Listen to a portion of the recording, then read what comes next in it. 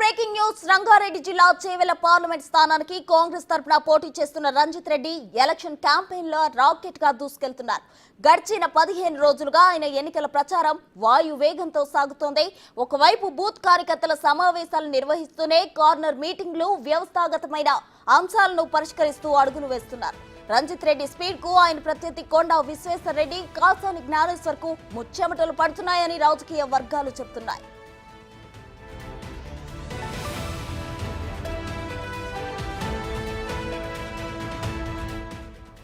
రంజిత్ రెడ్డితో పాటు ఆయన సతీమణి సీతారెడ్డి, కుమార్తె పూజా ఆకాంక్ష రెడ్డి కుమారుడు రాజా ఆర్యన్ రెడ్డి కూడా ప్రచారంలో దూసుకుపోతున్నారు.